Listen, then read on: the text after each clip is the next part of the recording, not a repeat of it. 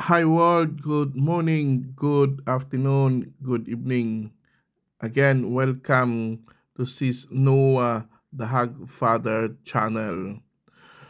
Advance Merry Christmas sa lahat ng ating mga subscribers dyan. At bago natin i-update yung ating gawain sa ating farm, shout out muna tayo sa ating mga subscribers para mag-greet din natin sila ng Merry Christmas. Lalong-lalo na sa kay GB TV, kay Nericos TV, kay Jung Backyard, uh, Ate Telma, Bautista Family, uh, Amis Vlog, Farmboy TV, John Mark Cuentas Marquita, at sino pa yung mga ano natin, mga Nils TV, Great Vlogs, Mami Dadang Vlogs TV, at sa lahat pong dumadaan, Jumper Vlog, Magbubukid TV, sa lahat pong dumadaan dyan na panood lang ng ating channel at ng ating mga vlog, please don't forget to like and subscribe naman dyan para sa ating suporta sa ating channel. At i-greet din natin yung mga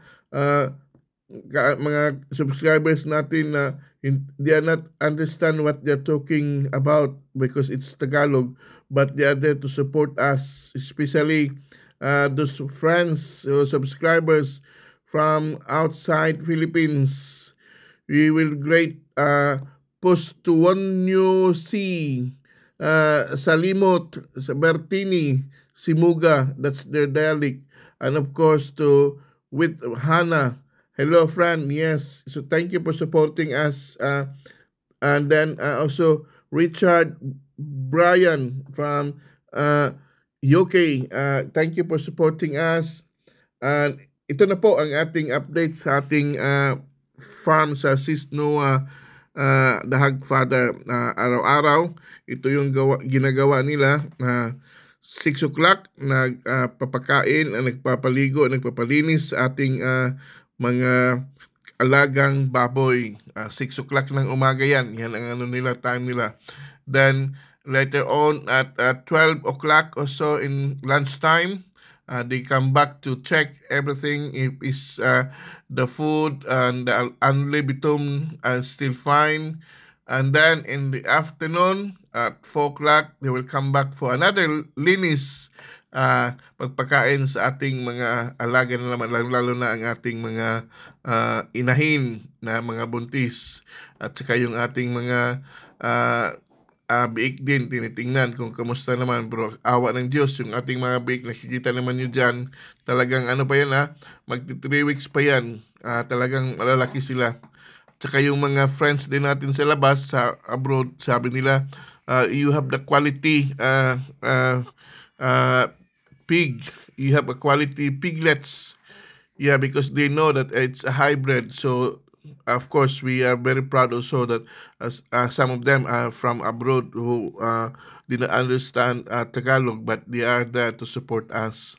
Kaya yung ating mga gawain, shout out tayo kay Uncle Joe, kay Maxi, at kay Inting, ang ating mga caretaker dyan sa Sis Noah, the Hagfather channel.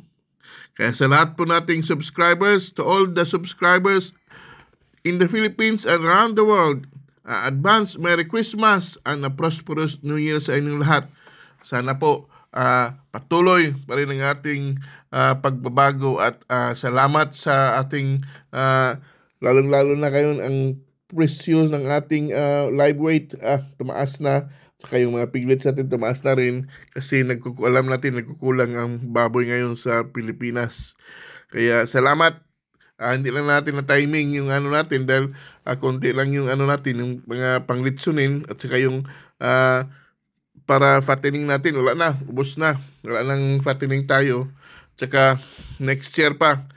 Next year mayroon tayong 4 sa February, mayroon tayong 2 sa March, at another sunod-sunod na yan, tuloy-tuloy na yan mayroon na tayong 12 heads. Mayroon na tayong 12 heads na inahin next year. So, sana po every month mayroon tayong mga anak na mga inahin.